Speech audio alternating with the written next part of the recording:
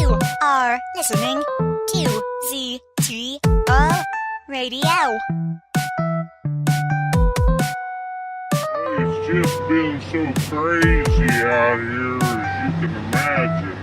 But about an hour ago, and I never heard no explosion. It's just I have a huge TV and I get seeing all these strange colors.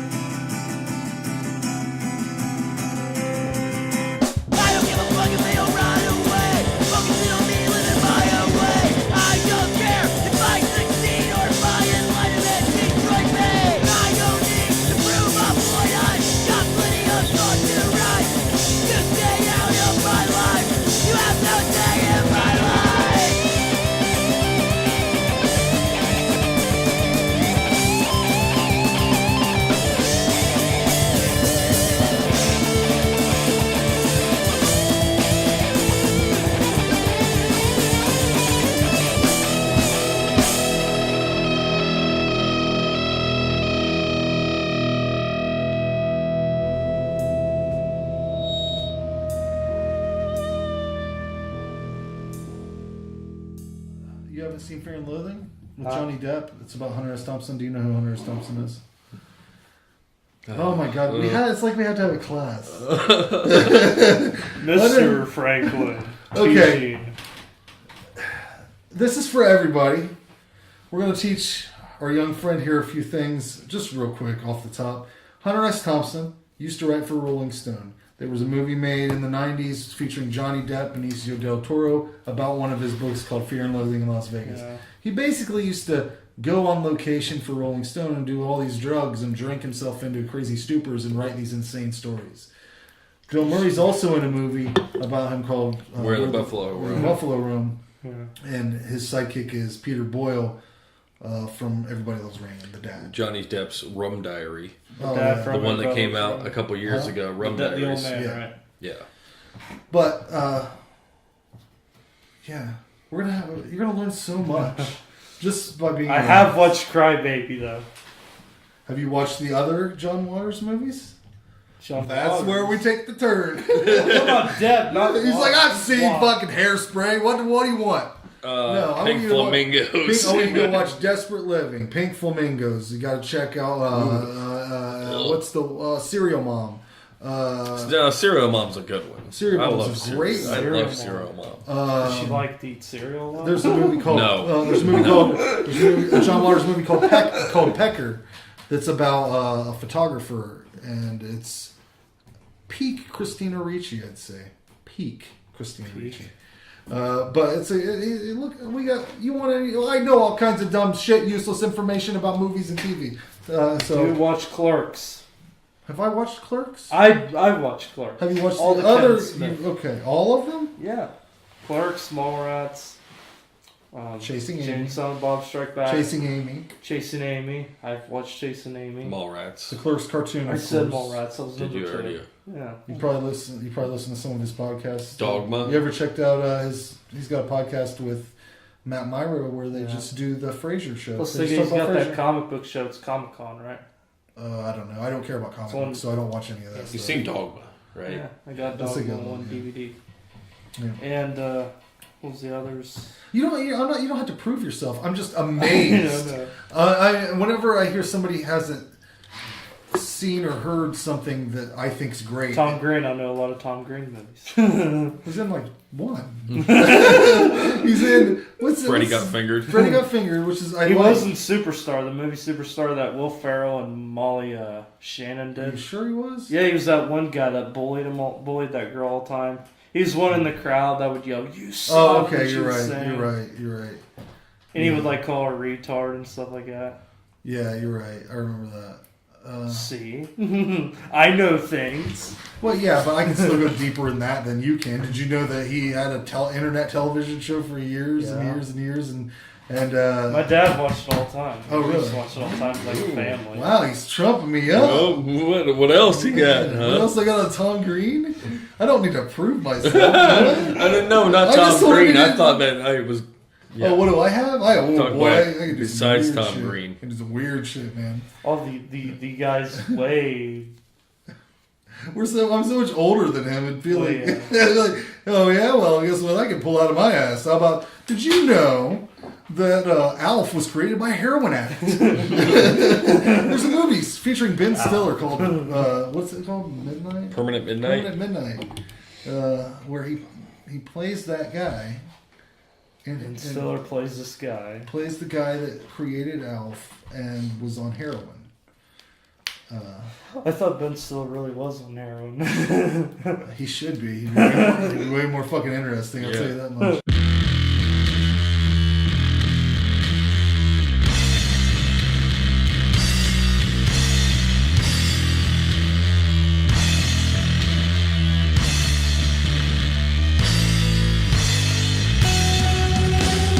Heard but never seen the creatures in the night.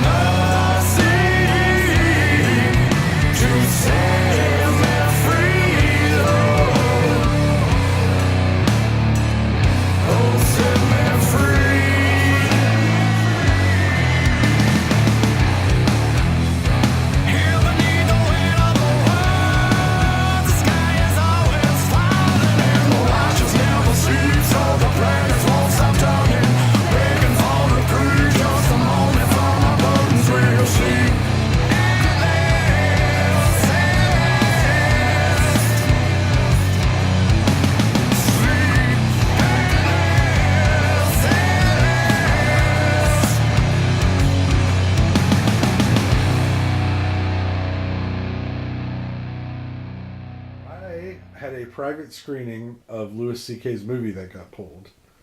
I Love You, Daddy. Was it great? And I was invited. I'm one of the only 7 fans he has left, apparently. I'm still there. They sent me a weird like invitation. It was kind of weird because it had a mask that you put on, like one of those eyes wide shut masks with the feathers on the sides. Was it? Or were you watching 50 Shades of Grey and not telling me? No. And this I really did. I saw I Love You, Daddy. I've seen the movie. Okay.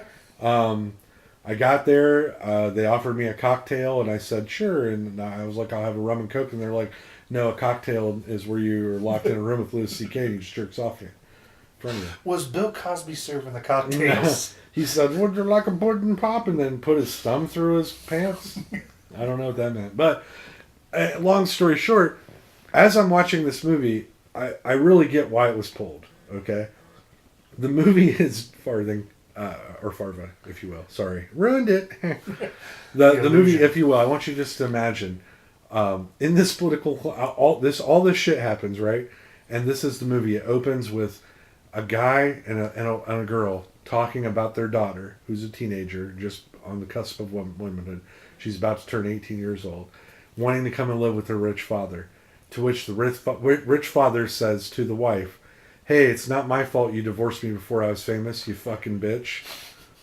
That's how the movie opens. Okay? The rest of the movie is this 17-year-old girl in a bathing suit prancing around this place trying to fuck the 70-year-old director that's friends with this guy. Played by American treasure John Malkovich. Now, John Malkovich has this whole air of I've slept with young women, and it's rumored in Hollywood. Okay, so this guy's a screenwriter, okay? Gotcha. Okay, so his daughter, starts seeing this guy, and he starts to get obsessed with whether or not he's fucking her. The whole pinnacle of this movie rests on whether or not John Malkovich's character actually sexually molested a child, and to which nobody will ask him directly to his face, okay? But there's rumors that he may have fucked a very young girl, like below 16 years old, okay? And he won't, nobody will ask him. Actor Charlie Day is in this movie as a comedian who is working on Louis C.K.'s character's show. That's a big hit. It's a TV show. And so Charlie goes, why don't people just, when they meet him, just ask him, go like, hey, did you fuck that kid? And they're like, why would you do that? It's very rude. You shouldn't do things like that. And he's like, why is that rude? Is it more rude if he fucked the kid and I didn't ask? Or is it rude if he didn't fuck the kid and says, no, Charlie, I didn't fuck that kid. Here's why. To me, it makes sense. So the whole movie is this one long joke getting to the part where Charlie finally meets John Malkovich's character and asks, hey man, really nice to meet you. I've been a big fan. You do a lot of great work in Hollywood. By the way, did you fuck that kid? To which Malkovich answers, the greatest thing I've heard in a film. That's a story for another time. Thank you for asking. We'll have a drink sometime and I'll tell you about that. And Charlie Day goes, all right, man, it was nice to meet you. They shake hands. He gets 3 feet from the door and turns around and goes, hey, I'm going to get you to tell me whether or not you fucked that kid. So I can see why they pulled this fucking movie. Was it funny though? Dude, it was hilarious. But it was uncomfortable at the same time because of all the Louis C.K. shit comes out in this movie. Charlie Day's character is basically Louis C.K. when he was younger, and probably during the Louis times, the HBO Louis times, right? And Louis is doing so he's basically playing Louis. There's one point when a hot actress calls in and he gets Louis C.K. to put him on speakerphone, and she's talking, and he's visibly air masturbating to completion for 5 minutes. The conversation goes on for 5 minutes. He's like, yeah, oh yeah, like in the background, just giving it to himself. And then when he ends the call, he goes, and splooge. And it's not quite as funny as it would have been had you not known that Louis C.K. did that to actresses all the time. That was one of his things, is he would call up hot women and then jerk off while talking to them. Like, yeah. So I think that's awesome. My problem with it is it has nothing to say about it. Like, it's not saying that these things are wrong at all. It's not saying you should be mad at Roman Polanski.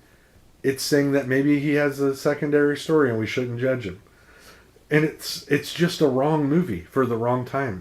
This movie came out in 1987 or 89. It would have been the biggest hit. It would have won all the Oscars. I'm not exaggerating here.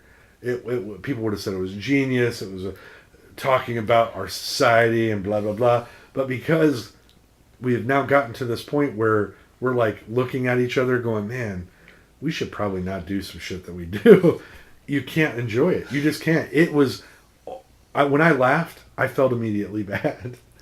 That's how this movie played. See, I don't feel bad about it. Like, a joke's a joke to me. Like, you know what I mean? Like, a joke's a joke to me. But a joke is a joke, but this was a statement about how you shouldn't really give a shit about what goes on in Hollywood, about whether or not these people are fucking each other or kids, you know? It's hard to explain if you haven't seen it. When you're watching this, you will be... I want to see it now. Because it has. I can get it for you, or I can get you an invitation. It's at some point. I'll tell you. Listen, I don't want to be in any secret societies. Knights of Columbus. I don't want to have to suck some stuff through a garden hose. After the movie's over, people are applauding. They're like, "Yes, what a statement!" And they're like, "Randy, what did you think as the man on the street?" And I was like, "I could use more tits." It's my personal preference. I say that everywhere I go. How's the salad bar? Could you use more tits? Could you use more tits? Which is a commentary on society because you can't say that anymore. Yeah. Tits or salad bar? Either one. It's a tricky thing. You can only say stuff in the press. It's not salad bar anymore, Jeff. It's homogenized homegrown fruit choices. Exactly.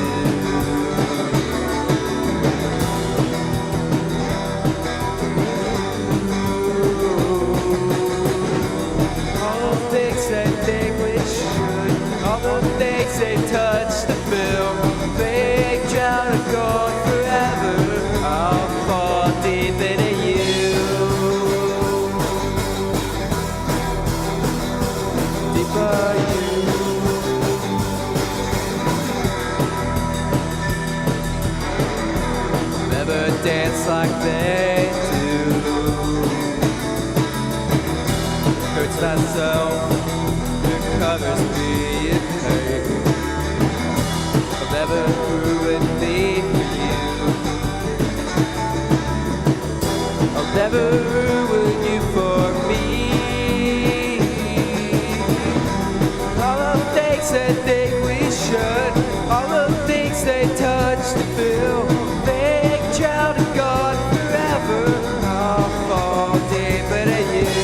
When I see the moon they do, reminds me it's not okay with you. When I see their faces crossed in dance, fake child of God forever.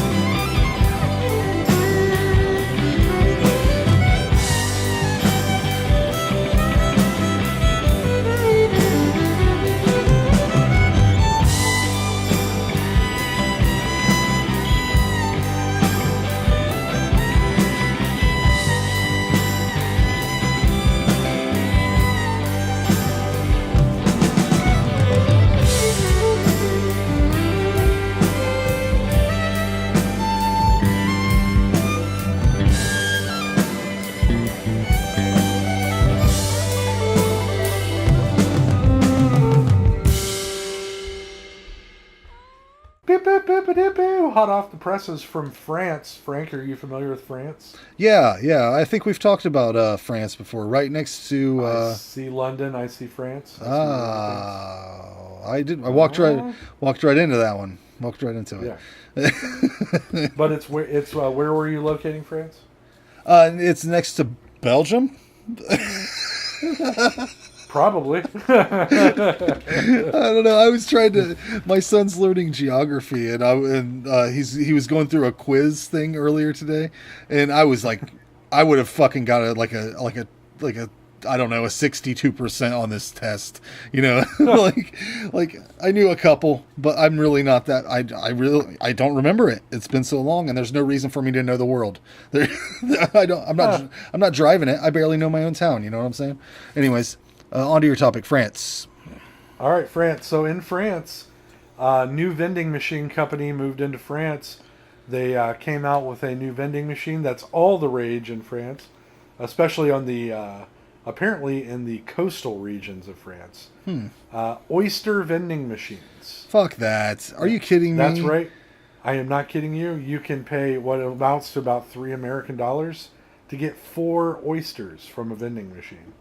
And you just go, to say you're at lunch and you're like, man, I really want some oysters right now. Wow. And you go there and you get them out of the vending machine, take them back to your desk, because that's not annoying to anyone.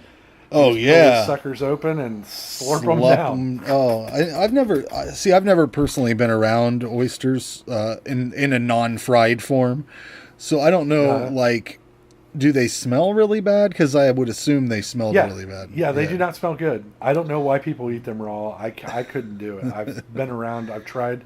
I've been to a restaurant where they're like, would you like to have some fresh oysters? And I go, no, I'd rather not do that. I'd rather have normal shits for the next 2 days. Thanks. Would you like me to bring some stink shells to your table? No? Okay. Yeah.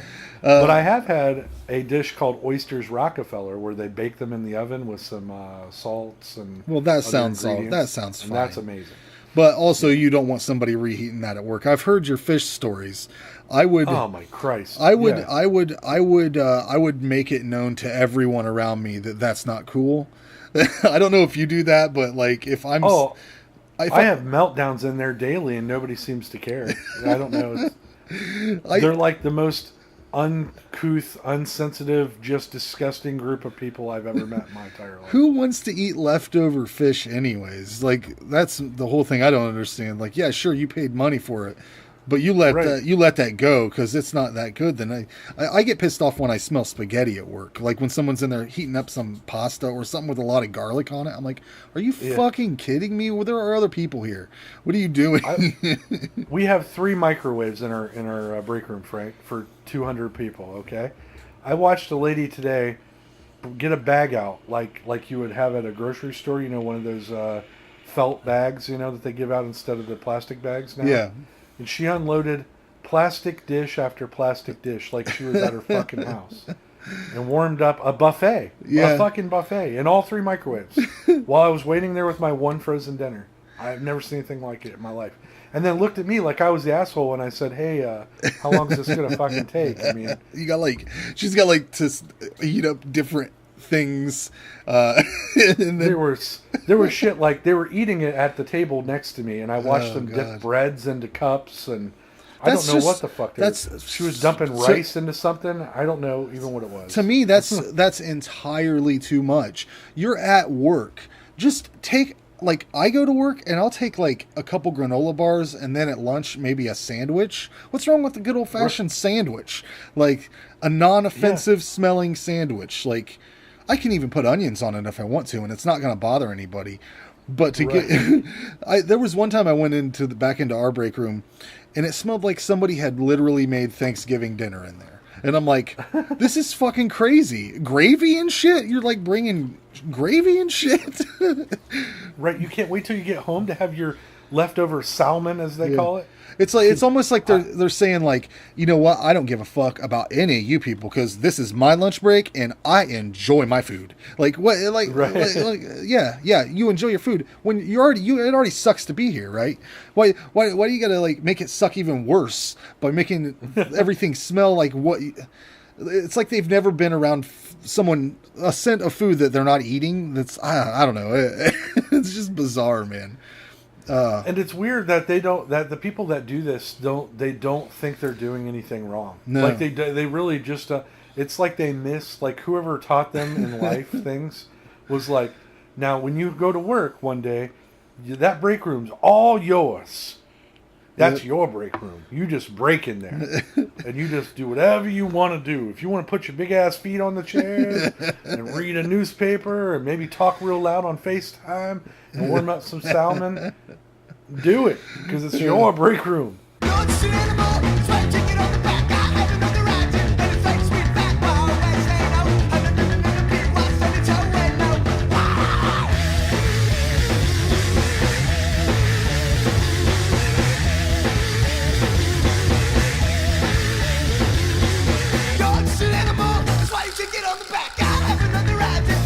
Sweet fat wild west, say no, and the be right, said it's how we know.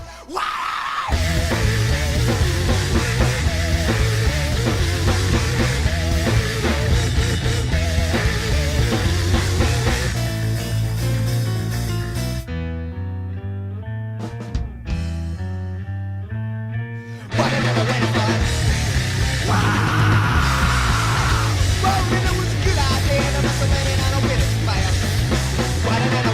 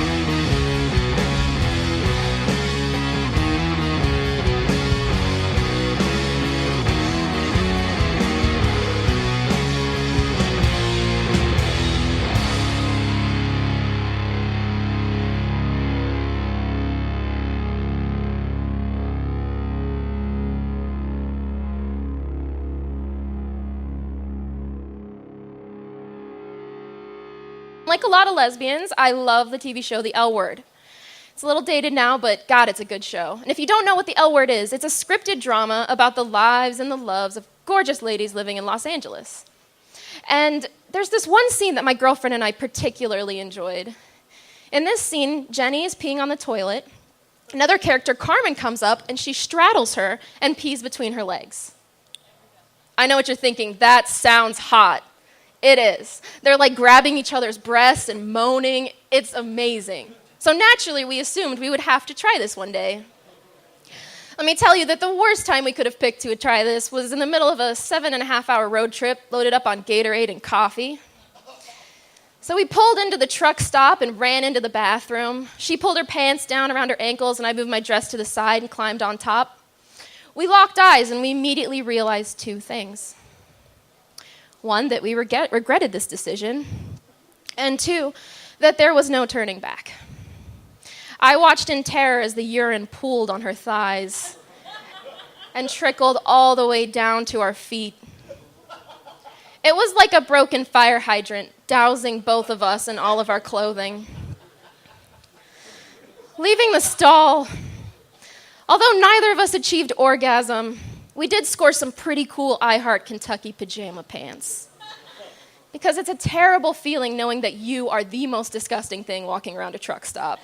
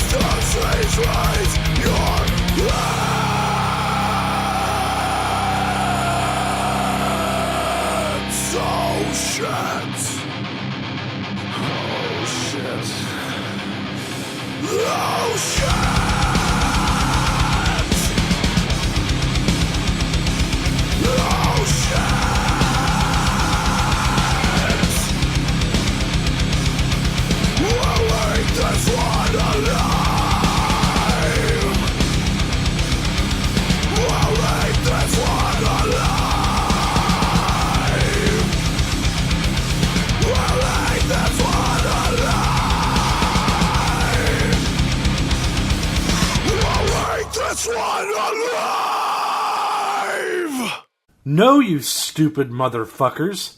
This is a ZTOTV podcast.